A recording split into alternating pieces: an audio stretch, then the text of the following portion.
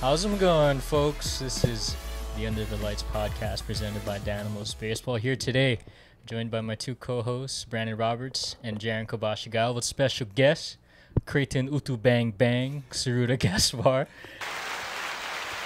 How's it going, Kreighton? Good. Thanks for having me, first of all, man. I was asking to come on for a while and excited to get after it. Yeah, excited to have you here. Kreighton is a new member to Danimals, came on this summer or fall? Summertime. Officially summer. And has kind of stepped into our recruiting coordinator / Utu Bang hit the ball over the fence specialist. How's it been since you joined the squad? I enjoy it. Like, I'm not gonna lie. I was asking V-Rob for a while to come on. So why didn't you let him? We had 30 guys at the time, so. Wow, that's dicks. No, the one time he came out was when we needed him because we had like 9 guys. No, but like And it ever was since then, dude. super clutch. Like it was playoff time, and I was just texting V-Rob, and I was like, hey, if you guys ever need any guys, man, let me know. And then one playoff game in, and the rest is history. But I enjoy it, man.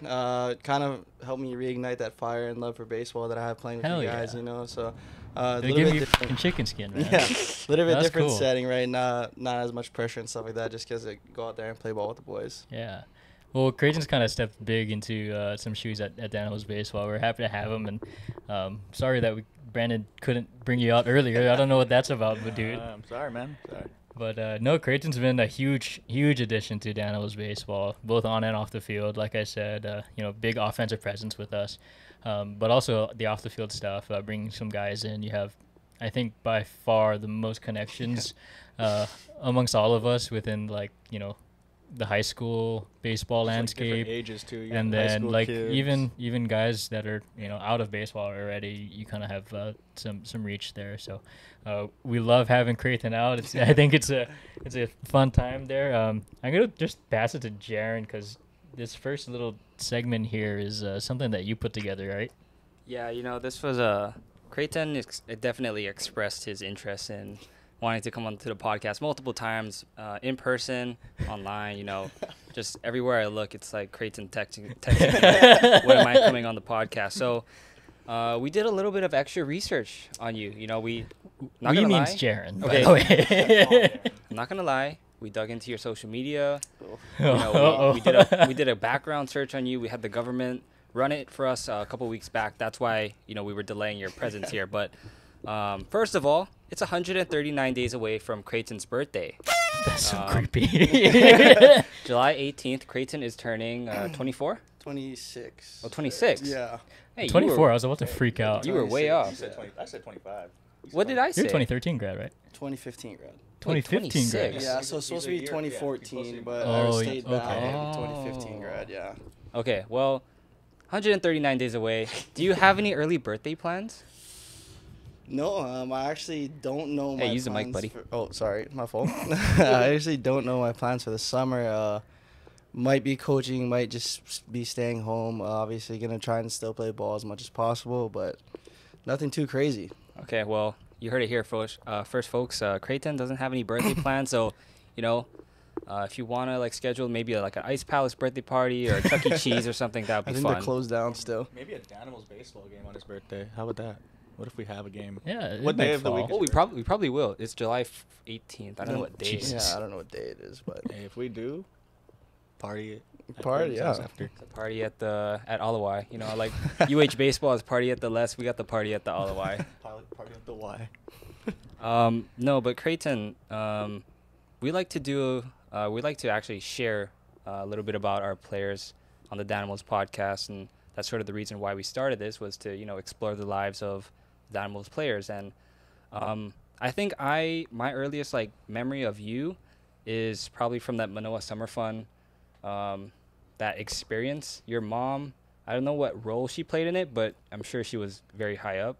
yeah. So my mom was the director at Manoa Valley District Park for 20 years, I think. So she was in charge of Manoa Summer Fun, and obviously I was there every summer. Had no choice. So Right, so you were, what's it called, like a junior leader or something like that? I was a kid to a junior leader to a leader. Oh, you, Yeah. the full Yeah, I did the full cycle. circle. Yeah, they wanted me to apply to be a director, but I shut that down. That's not for me. But yeah, full circle from a kid all the way to a leader. Love that. Wow. Yeah. In the community. Try my best. For the kids, man. Yeah. Yeah. What did you have more fun doing, like during the summer fun? Was it more fun to be a kid, a junior leader, a big leader, or whatever leader? I think it's all pretty different. As a kid, you kind of just go there and play, right? Junior leader takes a little bit more responsibility, watch over the kids, and then as a leader, you're in charge of everything. So really different levels to it. But I would honestly have to say, like, being a kid, obviously, excursions, like playing games like dodgeball, kickball, all those things were really great times and building those relationships when I was young, for sure. I still talk to most of my friends that I went to summer fun with. We still hang out, obviously. A little bit different now. We can do different things, but I really enjoyed being a kid probably the most. I think that explains a lot about Kreighton's like personality and character. Is very very approachable, like friendly, is easy to get along with, and maybe that stemmed off from a very early age, maybe. That's actually the opposite of what people tell me. People usually tell me that I'm unapproachable. You know what, Kreighton? And I was trying to figure out a time. That ties in perfect. I was trying to figure out a time when I could tie this in, but as I mentioned just a couple minutes ago, we did a little bit of searching through your Facebook all the way back to the 2000s, 2010 era. Jeez. And back when, giving TBHs on social media was a thing, and I have to get your thoughts on this because I was scrolling through your Facebook, man, and I was seeing a lot of TBHs. You're super eras. You're so eras, Kreighton. Oh my gosh, you're so mean. Kreighton, what was going on back then? So I can't tell you what other people feel towards me, but I can only assume that I went to a very small high school. So obviously, St. Francis, right? St. Francis, obviously not a high school anymore. R.I.P. But R.I.P. I went to a very small high school, so I feel like you're either really liked or really hated, and there's no in between. So I feel like I'm being just the 40 kids in our same grade, see the same people every day. Like, it kind of, eventually people start to not like each other. But I feel like most of the times they were just lying. But It was TBH, we're lying. Yeah, but here's I how mean, we feel. honestly, like, they answered it, right? So they have to, like, have wanted to tell me something, but I don't know. Maybe I feel like, I don't know, half the things you've ever said, like, before high school and during high school is, like, completely different from the way people see the world now. Like, what I did and said in high school does not reflect at all what, like, I am today, so. Yeah, we're just lucky that you had all of this just nicely laid out for us to just go through, and by us, I mean me, of course. You're a stalker, dude. We have to do our research on our guests, man, but That was a little more than research. thorough research, that's what I call it. I mean, that was 10 years ago, man. Like, Close the yearbook, dude. Well, Kreighton, so you went to St. Francis, right? Was there a decision behind that? Because, coming from somebody who obviously enjoys playing baseball and other sports, while you were there, I don't think the baseball program it was in its infancy, I should say. It was like kind of the very start of St. Francis's presence on the baseball field. So, like, what went into that decision, or was that kind of forced upon you, and how did that go? so I actually started my freshman year at Roosevelt High School. So I actually didn't know that. I didn't know that enrolled either. in Roosevelt High School. I played preseason football there as well. Huh. And halfway through that freshman football fall season, my mom just decided to send me to St. Francis. It's a pretty quick conversation, I'm not gonna lie. One week she was like, "Hey, have you ever heard of St. Francis?" I was like, "No." And she's like, "Well, you start there next week." So it was kind of just a decision by my mom to send me there. And when I went back there, I went from freshman 9th grade back to 8th grade. So that I'm supposed to be a 2014 grad. Oh, because you went to private school. Yeah, I ended up being a 2015 grad because I repeated 8th grade there. Do you know if that's common, like, My brother only did in that. Hawaii, or No, is I that, don't know. like, throughout the nation? Well, you get like the IMG Academy guys, right? Yeah, that okay. actually Yeah. take another They can year in reclass high at school, any time, right? yeah. So 'Cause my brother was at a Catholic school, and then he went to St. Louis, and he got held back at St. Louis. Yeah. Well, I know in Hawaii it's Yeah. pretty, like, So that happens a standard lot. practice, right? Yep. So you went to St. Francis for 4 years, and then obviously baseball was like getting its first start at St. Mhm. Francis, and me and Jarin went to Marino, so we had a lot of games against you folks, and I remember it was, it to me it looked like the folks that could play ball on the squad at St. Francis could get easily frustrated with just the fact that, you know, there were a lot of guys that maybe didn't play baseball in their lives or just getting into it. And just wanting to hear from you how you were able to, like, keep your composure with not getting too fed up with, like, man, I throw this ball to a guy in the chest and, like, it hits him in the chest and then it, you know, dribbles away. Because there were some innings that, like, man, it almost was exhausting for us on offense to, you know, you never want to see someone struggle that much on a baseball field. And, you know, in reflection, I think it might have took a ginormous amount of, like, you know, humbleness and the ability to stay composed, you know. Impatience. That's what I was looking for. Yeah, well, I was there for all of Marino's 3 peats, so you're welcome. You're welcome for your state championships. It's kind of funny, too. I actually just thought about it right now, and I think I asked B-Rob, like, when Danimals first started, I was like, who's on that team? And I think he told me Marino guys, and I think that's why I banged the idea of ever playing with Marino. I was like, I mean, fresh out of high school, right, just starting college, I was like, man, like, Marino, I hate those guys. But, yeah, I mean, it was difficult. I think my 8th grade year I was ineligible, so I wasn't even allowed to play baseball at all, which is very tough. Kind of just did school and just did whatever.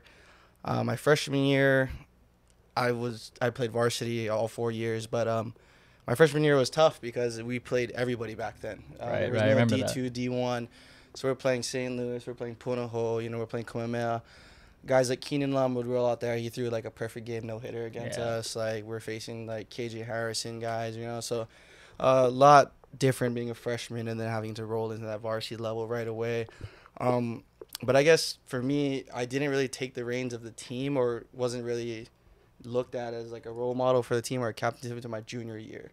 So freshman, sophomore year, I kind of think it's hard to step into that role. Yeah. As, like, you know, a freshman or sophomore, though. Yeah, I mean, we had guys that never played before, but obviously they're older. Like, they're not going to really, like, care what I have to say. Yeah. So freshman, sophomore year, kind of just went about my business as best I could. And junior year is really when we started to take off. But that was the year that we went to D1, D2. So I remember my junior year, first team, all LH, second base. We actually You were finished. second baseman? I played second base. Yeah, yeah, I'm a little heavier now. Yeah, second base. Then my senior year, voted team captain, and we actually had our best year that I was there, which was 9-9. So obviously still not great, but we were making progress. But if you could have looked at your freshman year squad to your senior year squad, there's a huge amount of improvement and growth, and, you know. So what I think was a huge factor was we actually got a new coach. So my freshman year of high school, Kip Akana actually became our head coach, and he brought in some new coaches, and it was completely new staff, completely new program, and kind of built it from the ground up. So us being the younger guys, he was able to coach us all the way to our senior year, kind of build us up.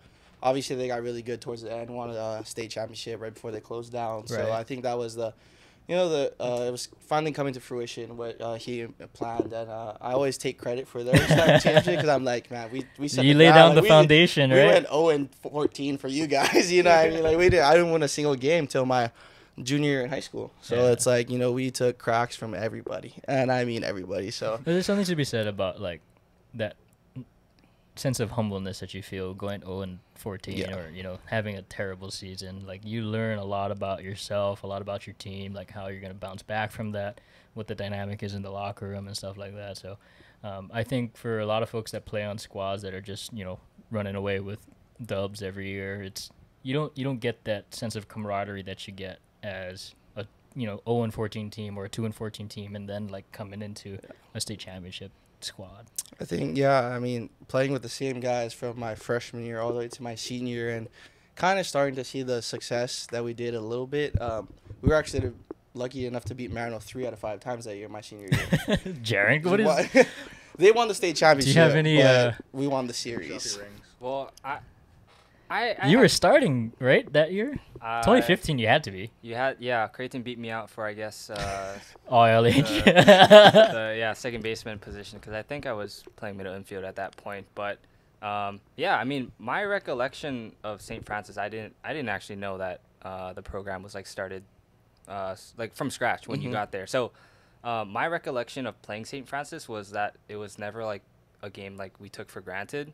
From my perspective, like I started playing more consistently my junior year, so your senior year. And yeah, I remember like we would just never take the light blue jerseys for granted. Like that's all I remember really from playing like St. Francis. But you know, if you say you beat us 3 out of 5 times, Look it up. hats to you, man. We gotta tip our hats to you. check the stats. We gotta look that up, 'cause that's something that like I mean I don't hold that, but like it's something that shows like we made some progress. A lot of like growth. getting swept every single year to actually now winning a couple games against the state champs. So something that I hold close to me for sure.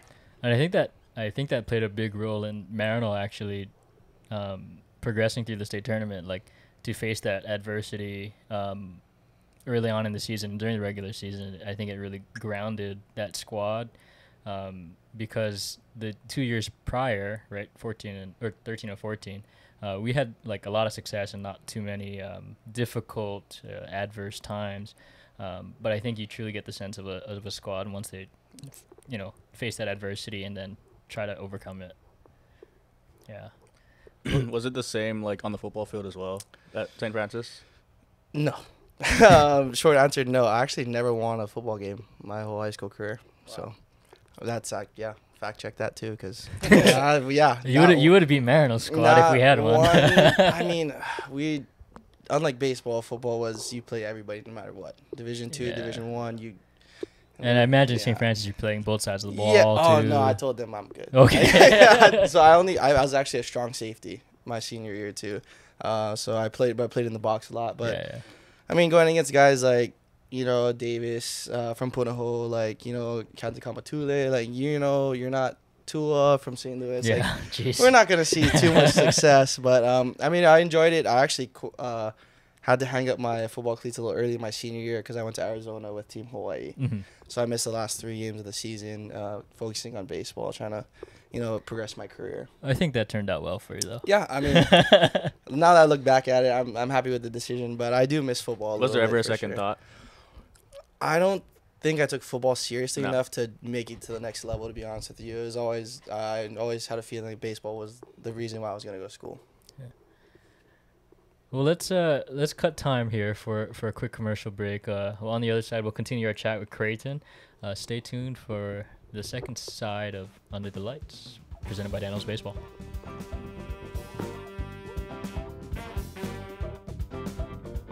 Growler Hawaii, Uncle Bill, Josh, Jake, Uncle Al, thank you for the support. From quality craft beverages, delicious cuisine to a quality ambiance, Growler Hawaii is the place to be for your 2 p.m. hangover relief. Experience the best quality American beer at our craft beer pub in Honolulu, located in Kapahulu near Waikiki Beach. It is a go-to place to sit back, relax, and enjoy handcrafted beer made to perfection.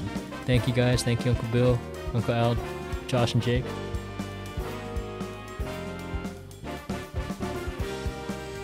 How's it going, folks? Welcome back to Under the Lights, presented by Danimals Baseball. Here joined again by 2 of my co-hosts, Jarin Kobashigawa, Brandon Roberts, who looks like he's out of the Bug's Life or something.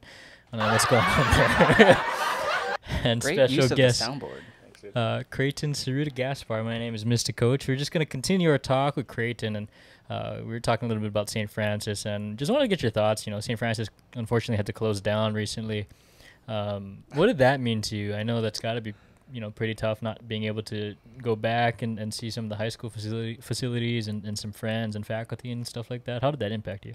So I always thought that I would actually come back to Hawaii and coach baseball at St. Francis, being obviously in my high school, but obviously not a reality anymore. But the first thing that I thought of, honestly, was I didn't know if my high school diploma was valid. I having to submit my school records from high school and stuff like that, right? Yeah. I was worried that I didn't have a high school diploma, and I still can't find my high school diploma. So and there's no way for me. You heard it here, folks. Kreighton didn't graduate. So, technically, no high school diploma for me. But it's also sad. I mean, obviously made a few connections over the years in it being there 5 years. And there's no high school reunion or anything like that. That's I was kind of looking forward to going back there and seeing how everybody's doing. But obviously not the case anymore. And a lot of my friends have moved to the mainland actually too. So kind of sad about it, but at the same time, like, it is what it is kind of thing, they kind of put themselves in a hole with football and things like that. So sad, but at least they went out with a few things to celebrate. Yeah. I think they had a few state championships that year, like women's basketball, Mhm. I think, won, and baseball won. and men's volleyball. Men's won, volleyball, too. yeah. It was rigged. Kreighton, I want to publicly apologize because we had this sort of awkward instance. I was doing some research for my job at ESPN, and I was trying to look up all these athletic directors, and I stumbled upon St. Francis I followed like a Wikipedia page, so that was my mistake. But I was looking, I was like, oh, who's the St. Francis athletic director? I was like, oh, I know Kreighton. Oh, it's Kreighton. This was like this past year. I was like texting Kreighton, I was like, Jesus. who's the athletic director for St. Francis? And he's like, bro, are you serious? I was like, oh, was that a stupid question? He's like, yeah, the school's like, It's closed down. Yeah. it's not there anymore.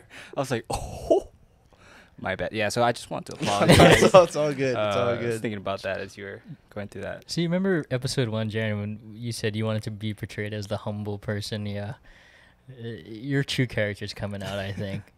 I know. I like secretly knew, right? That Yeah, 100%. I You knew just want St. to rub Francis. it in. Yeah, I just Just texted want you to- out of the blue, right? Just that's actually funny.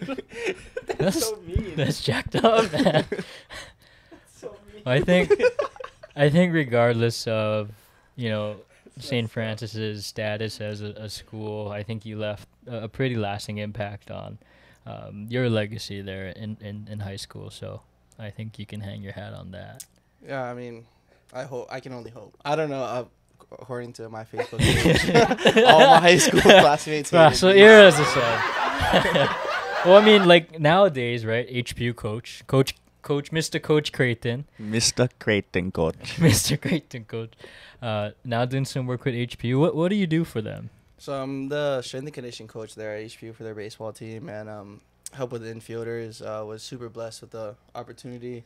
It kind of just fell at the right timing. I was actually thinking about staying in California to do strength and conditioning. Ended up moving home, and that was right around the time that Dane got hired, and it just kind of fell into place. I went on a coaching trip with Hawaii Elite. I was at the airport, and Dane actually called me, and he's like, hey, got some word that you would be interested in this strength and conditioning position. And I was like, oh, heck yeah. Sign me up. Yeah, I was like, Yeah. yeah, of course, man. So really blessed to be there right now, and it's actually really funny. HPU's weight room is actually St. Francis gym now. So No, Francis so gym full is, circle. yeah, HPU's weight room. I was just Yeah. gonna ask because I saw a few clips on Instagram of like what looks to be a jail yard, weight room out at Kehi Yeah. Lagoon. Like it's got the Kehi built. rusted plates and stuff, and it's very Humbling. Yeah, I mean, rustic. we do the best job possible with the things we're given, and I think Well, I think it builds a lot of character. Yeah, 100%. I think Dane has really, made already an immediate impact on the program.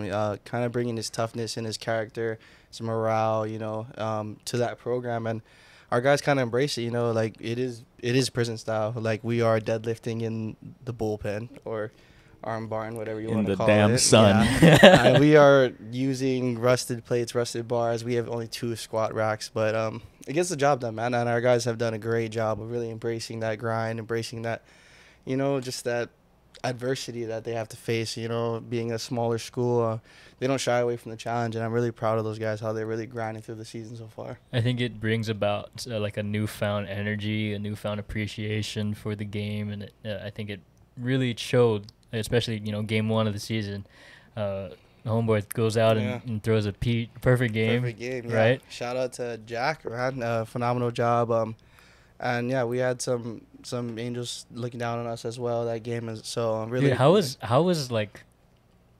was looking at that, watching that game from the bench and like realizing what was unfolding in front of you? So he was working extremely fast through 5 innings, and around the 6th or 7th, me and one of our assistant coaches, Carlos Ramirez, were sitting next to each other, and we both kind of just looked at each other and we were like, hey, don't say it. We kind of just looked over and we're like, we know the rules, man. Like, you don't talk about it. Like, let's just Keep your head down. let's get through this. So Ashcon did a great job calling pitches that game as well. Jack doing a very good job executing. Shout out to Kyle Layugan too behind the plate, man. They did a phenomenal job. Defense makes plays for them too as well, and we were able to get that perfect game. Jack didn't even know he threw a perfect game. That's awesome. He was more excited about the 10th strikeout of the game versus the perfect game itself. So it was amazing to watch. I mean, first time I've ever been a part of that or seen that in my lifetime. So Have any of you guys been a part of a no hitter or anything? No. My freshman year, we were actually getting no hit by by Chapman. It's actually a pretty funny story, so I'll go into it a little bit. But we were getting no hit through like 7 innings, and like we just didn't know what to do. Couldn't touch the guy, couldn't pick it up, and so like literally 4 to 5 batters in a row just laid down bunt, and first guy lays down a bunt, and the pitcher threw it literally out of the stadium. Like overthrew the first baseman, and it didn't just hit the fence in the back, it like went out of the stadium into the parking lot. And then so run around second, and then another bunt, threw it away, and they're scoring. And so we just bunted, and actually got no hit during that game, but won because the pitcher couldn't figure it out. They were all errors. That's all. Yeah, it was all unearned runs and stuff. So that was the only no hitter I guess I've been a part of a no hitter, but not a perfect game, so that's different. He had, I think, like a hit by pitch or something. No. Yeah. But no, I think it's just cool that I think it's cool that you have a new regime, new coaching staff, and then first game out, like you really get the sense of that commitment by the players to that new coaching staff, embracing the new culture, and it speaks volumes to what you folks have put together there. I think it's really cool. Yeah, I mean, I believe we have something special there for sure. I mean, only the beginning, so we're excited to be a part of it and see where it goes. And Kreighton, I need the mic. Thank you. We just want to. At some point, we'll be able to afford another mic, right? One day. One day. But we do want to give a shout out and ask how our guys are doing. Zebo and Diego, how are they doing? Yeah, former Danimals or present Danimals, I guess. They started with us, and look at them. They're now playing college baseball. Yeah. Deegs actually is in the tie for the most home runs on our team so far. Let's go. But obviously, one was inside the Parker, so I mean, if you want to give him credit for that, but we can't give him credit for that because that means he was running hard. I mean, Deegs can fly, man. But so he actually is tied with the 2 home runs for the lead of our team. Zebo's actually been pretty big for us in the back end out of the bullpen, and he's actually looking like he's throwing pretty firm just got right healthy, now. Right? Yeah, just got healthy. He had a little back problem, but looking good, man. And he's throwing extremely hard lately. So Danimals in the pros, or I don't know. That's like Danimals in the college ranks. It's pretty special to see some of our guys doing some really cool things out there, man. They said they both were looking forward to the summer too. So. Hell yeah! Can we talk about that actually? How Diego's a pitcher now because of Danimals? Diego has logged an inning for HPU baseball. For those of you that don't know, Diego has never pitched in his life, and one day, the Landon Higa day, actually. The notorious Throwback to 2/3 of an inning, 9 earned runs given up, Landon Higa. The one that came in to close the game was Diego, and ever since then, he's been getting some bullpens. He's actually logged an inning, so yeah, he's actually going to be big for us down the road. We anticipate. It's crazy what Danimals Baseball does to you. Well, I mean, you only really allow for that opportunity playing on a squad like the Danimals, right? Yeah. I don't think Diego might have had a chance to get an inning on the mound unless if he was playing for any other team, and I think that opened his eyes to, oh man, I think I can be competitive doing this, and so I think that brought about some conversation, and luckily they took him up on it, and it's pretty cool seeing something like that come full circle. Yeah. So we. HPU guys, if you're watching this, we got your coach on here. We know a couple of you guys. We'll see you guys out in the summer as well. If any of you infielders, catchers, or outfielders want to give a couple of innings on the mound, you're more than welcome to with the Danimals. Get your pitching career started here with us. No, but Kreighton, just because I was a little curious going back to the moment when you said you were looking at your coach on the bench next to you, thinking about the perfect game but not saying it, it made me think about like superstitions, because baseball players are very superstitious. Very superstitious. As a coach, do you still carry certain superstitions when you are coaching or like like going into a game? So it being my first year, kind of trying just different things. It was really tough. The first weekend swept, right, with the perfect game. So the following weekend tried to do the same exact things, and we ended up losing the series. So then tried something different this past series, and we ended up splitting. So still trying to find that little things that, you know, I do use the same socks every game so far. So I actually wash them? Yes, I wash them after every game. But I actually did use different socks on the last day of this past series, and we got blown out. So I changed my socks mid-game. And then we actually you changed it mid-game. Mid-game, I was like, this ain't working. So I actually changed my socks in mid-game.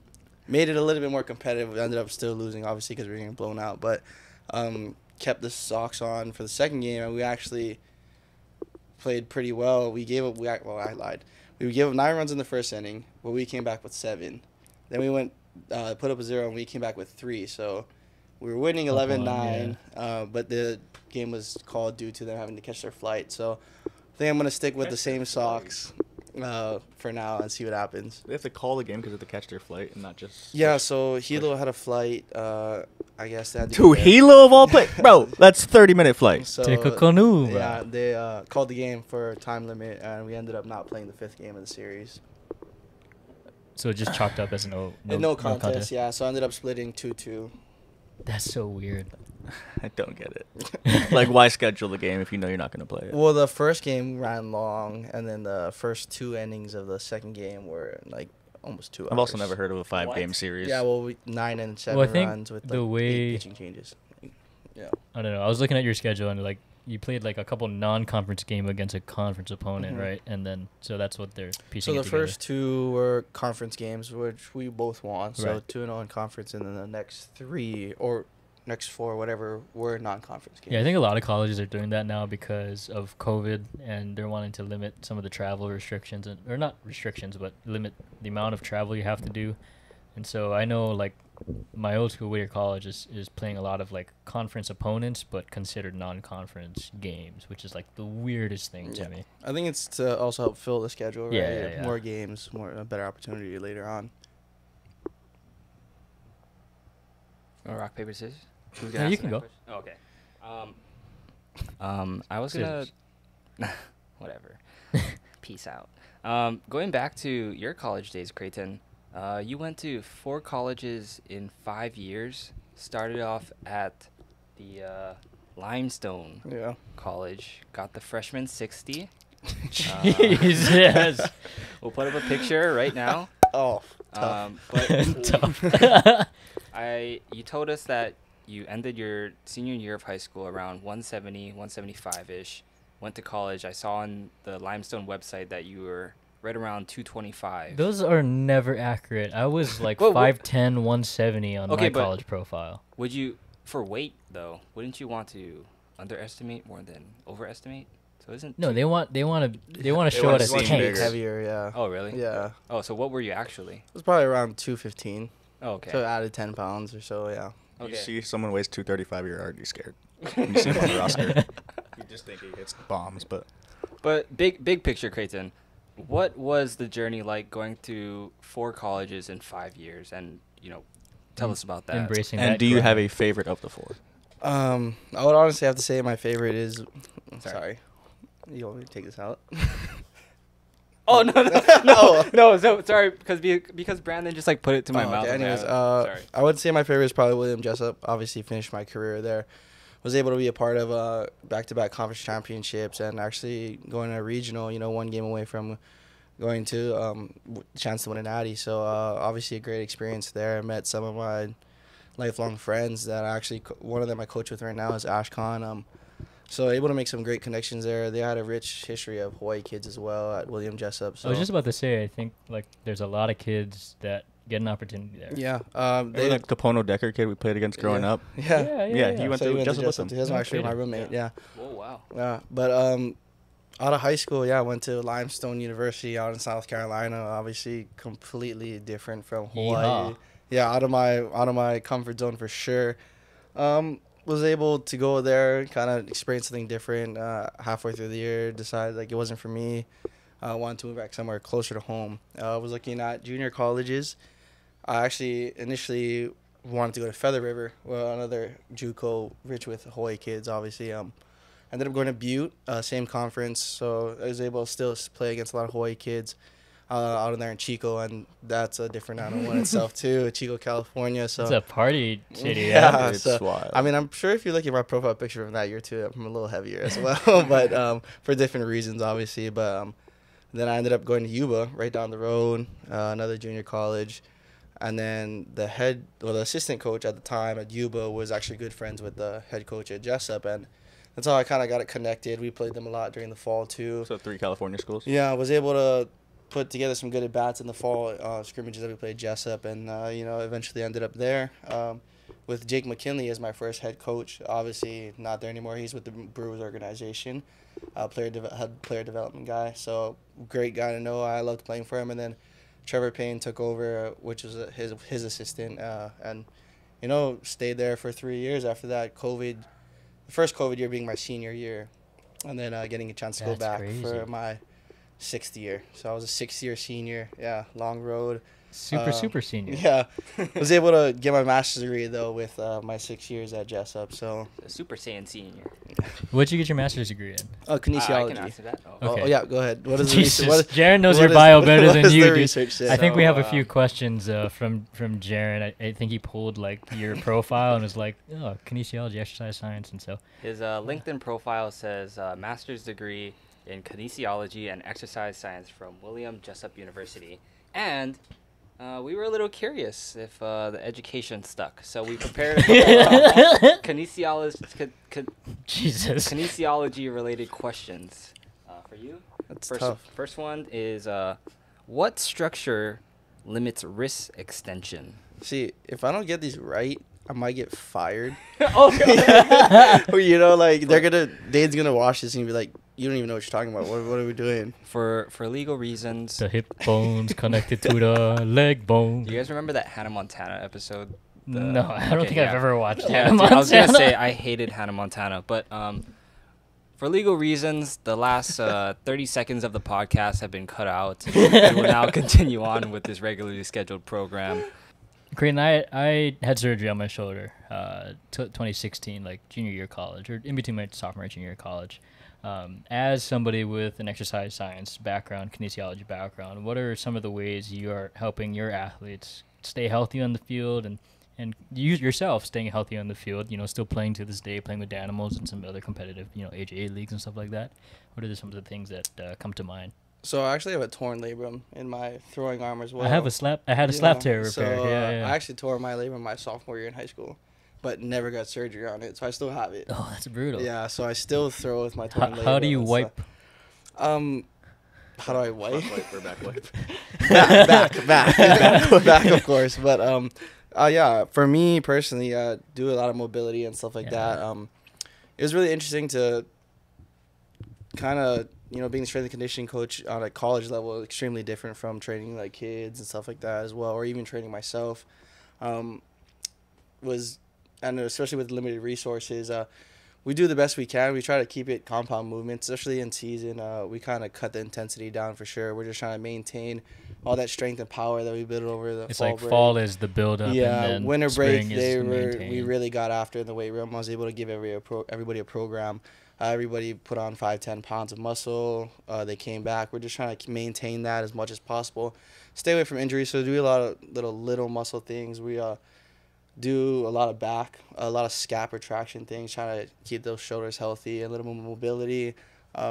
Not too many overhead exercises is the biggest thing. We do still bench and stuff like that, but no overhead press. We try to keep it very little of that kind of stuff. And if we are overhead pressing, we're making sure we're moving our body in the right direction, making sure we're using our whole body versus just the shoulder itself, and kind of strengthening all those small muscles as well too. So I think our guys have done a great job of embracing the program and stuff like that, and I think everybody's kind of starting to see results on stuff like that.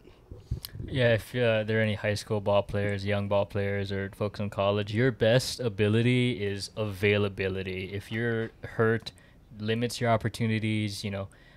Guys get to step up in your absence, and then that role is taken over. Keep your bodies healthy, take care of your body, and it starts really early on. stretch for sure. Yeah, Make sure something you that I took stretch. for granted a lot was making sure that I was stretched out well or warmed up well, and maybe my shoulder turns out different if I take that a little more seriously, but really hammer that home, like being able to stay on the field is valuable. Do you have any like quick tips for any like young guys who or guys who are still playing that things that they can do right now? Yeah, I mean, mobility. hit up Coach Kreighton Well, for so your own I'm- personalized. I'm also a personal trainer at UFC Gym. So if anybody ever is looking for personal training, There you UFC go. Gym, Honolulu.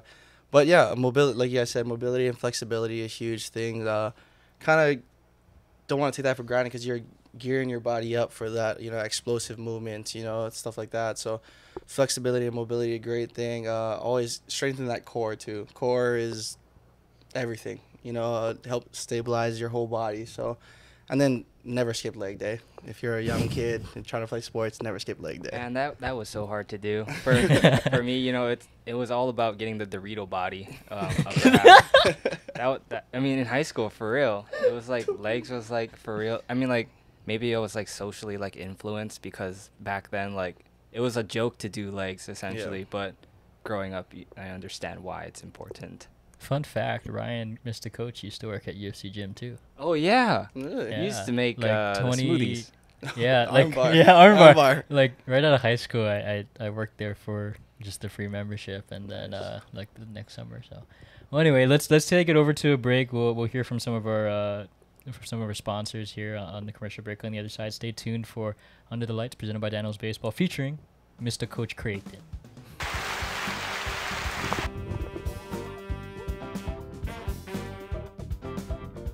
The baseball gear you wanted and need handled and delivered to you with Aloha. Aloha caps and Aloha mitts, founded by the Everett Lau, a D1 infielder, and Emerson Lau, the business and digitally savvy brother, aims to bring high-quality hats and mitts to the islands of Hawaii.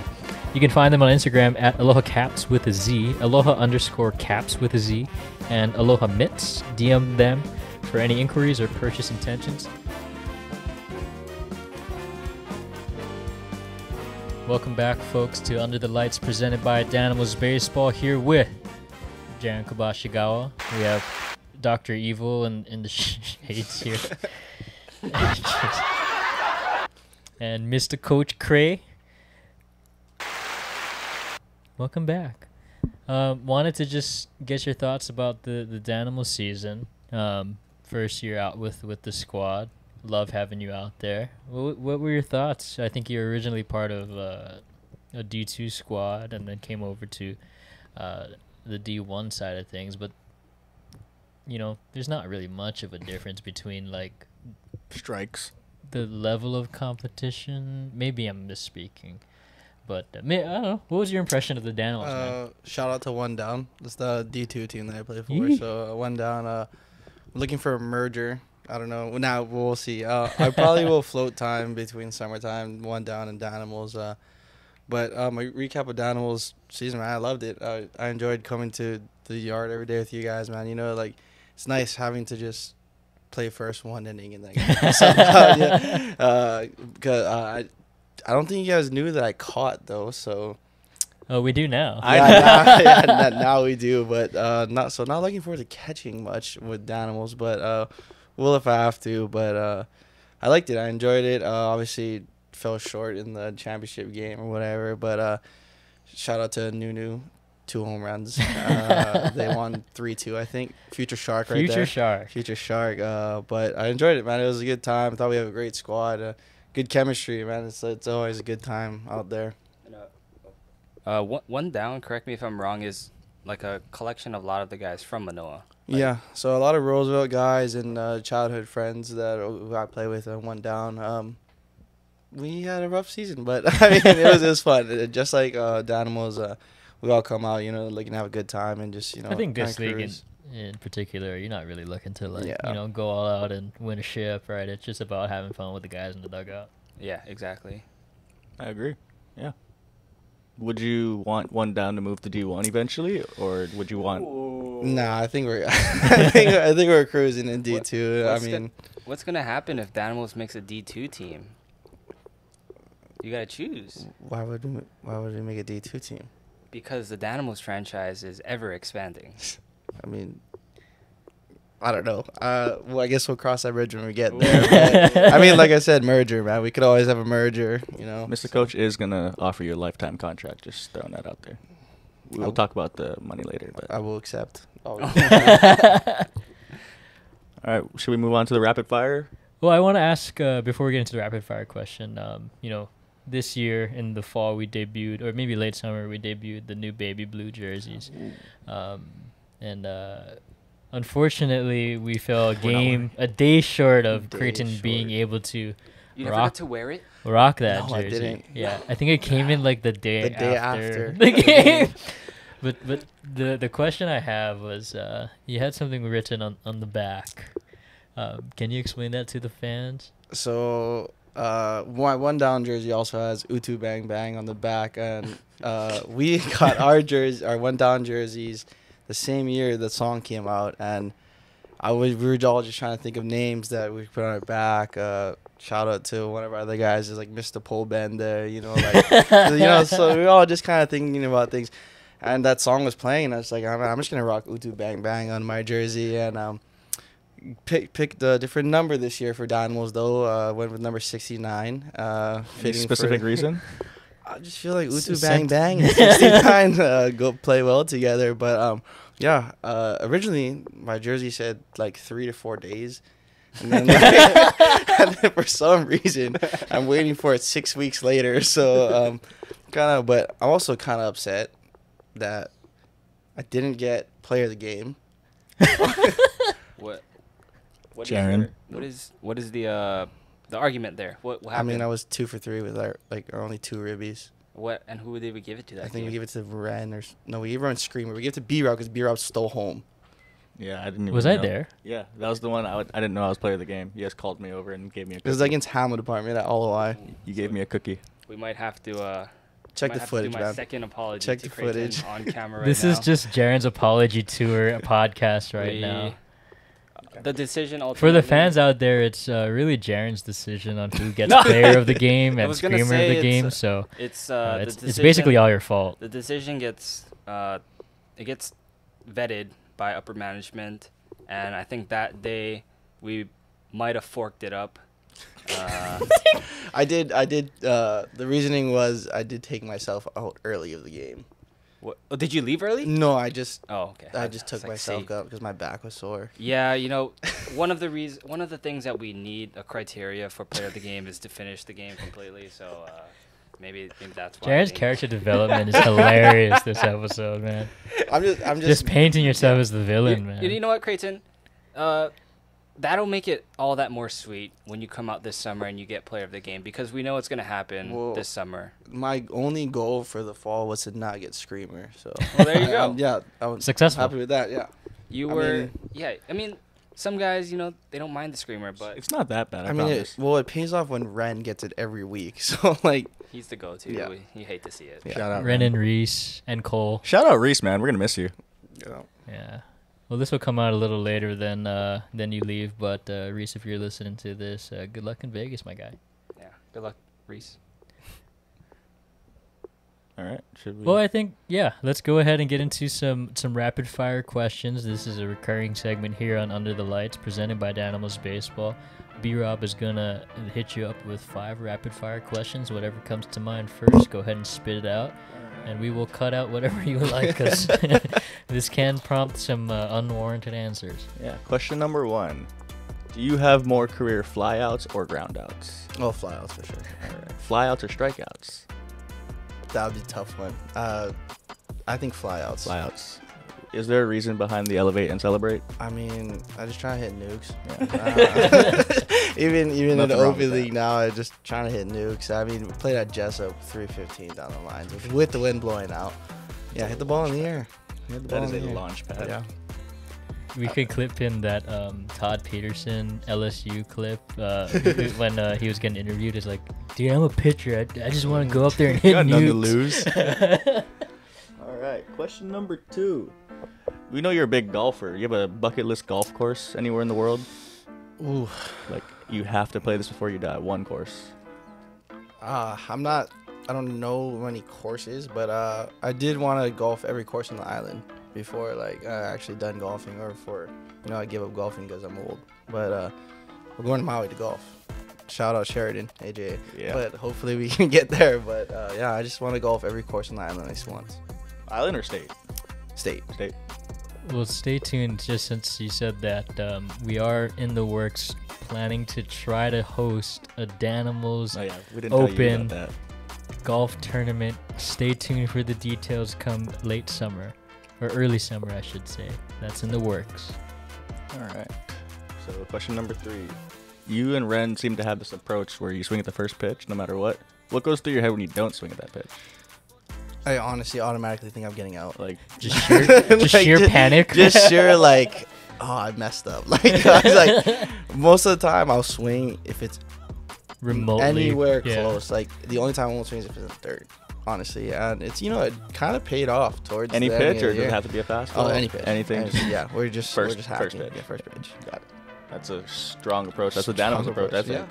I mean, like I said, it paid off towards the end. I actually think Ren got more hits in the 4 weeks we were doing that than he had his whole career. So We can devote Ren's career success let you turnaround ask that to one. Kreighton. Oh, the next rapid fire question is: when you were in the summer fun program at Manoa, my recollection of doing 1 year there was that there was always an end of the year dance, and I remember I had to dance to "Life Is a Highway" by Rascal Flatts. Do you have a favorite dance? I want to say, I think it was my second year as a leader. Me and my partner Trisha Arshiro did September. Do you remember? Yeah. So I think that's my favorite dance so far. Yeah. I mean, obviously, I think I was a leader for 5 years. So out of the 5 years I was there, that September dance is probably my favorite. Nice. All right. So you see that camera right there? Why don't you look dead in the camera and tell me who on the HPU roster you would go yard off of? Oh, everyone. Every single one of you guys, I'm going yard off, 100%. We should tag them all individually. Tag HPU baseball in there. Well, let's bring him out for summer and make that showcase happen. We'll see what So- Kreighton can do. 3 of our pitchers actually played for No Clue, the first playoff game. Eddie's one of them. Eddie went to my high school. Komai Shiro and Makuna Akia. They all played for that No Clue team that I played the first playoff game with you guys with. Well, we're gonna let Kreighton bat like 1 through 5, and just like even if he gets out, we'll return him back to the plate and just take some hacks off of some HPU pitching. Yeah. That's hilarious. Yeah, Makuna, one of our closers, actually beat me in that last inning. So, yeah. So there's some bad Yeah, blood between I you mean, folks, huh? That's my guy, though. Shout out to Makuna. I love that guy, man. But yeah, it hurt. Well, thanks for being a part of our rapid fire segment. I hope that was fun for you, as it was for us.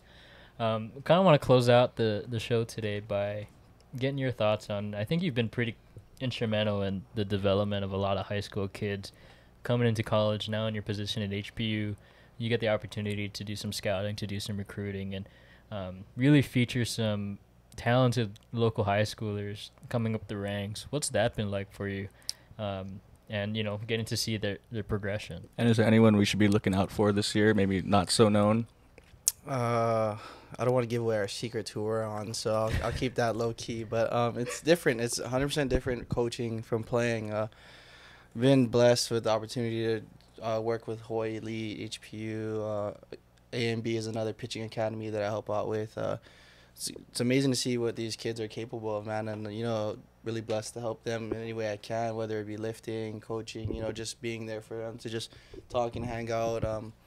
But completely different. I think Hawaii baseball is slowly starting to get the respect it deserves. We got to see more and more guys leaving, getting more opportunities, which is really. I mean, we all did it. We all were there, so we know how tough it is to get seen and get that college exposure. So I'm really glad that Hawaii's kind of taking a step forward in that kind of process, and it's really, really, I'm really happy to see it. Don't you kind of wish you were born like 5 years later? I mean, obviously, I'm gonna go D1 no matter what. I would go D1 if Like I was all still in high these school. travel teams they have now, all these Yeah, club it's teams. amazing. Like we didn't have any. We had Team Hawaii. That's pretty much that's it. it. Yeah. Is Team Hawaii still around? Yeah, Team Hawaii still around, but there's all these other teams now. Like yeah. it's not even the biggest thing anymore. Yeah. I mean, like the Hawaii Elite. I feel like that's one of the biggest ones now. Yeah. Yes, shout out to Brandon Toro and his staff. Like, they do a great job of getting these kids out there. You know, the seniors this year were able to go down to Florida and actually play the #1 travel ball team and actually win a game. So, you know, didn't they go to the Field of Dreams too? Yeah, like, that's pretty sick. So I won all these tournaments. You know, kind of setting the road and the pavement for the younger kids. So they did a great job of doing that. It's a really cool thing. You know what I mean? Shout out Parker Grant, Marino guy. Right? He pitched Future Danimal. Yeah, he pitched his tail off and was able to beat Kane's national #1 team. So, I mean, really excited to see what the future has for Hawaii kids. I think that goes to show just your passion for giving back to the Hawaii baseball community. It's really such a tight-knit group. And, you know, I spent some time coaching for a brief amount of time. And, you know, getting to see the kids develop and progress is something that's just so rewarding about being a part of that. And I think you're doing God's work doing that. I think it's really cool that now you're involved with HPU, and we're getting to see a lot more of the local talent on a national scale. So shouts out to Coach Cray for putting Hawaii on the map. That's going to close out today's episode of Under the Lights presented by Danimals Baseball. Just want to say thank you to Mr. Coach Cray, my two co-hosts Jarin and Brandon, Dr. Evil over there. My name's Mr. Coach. We out.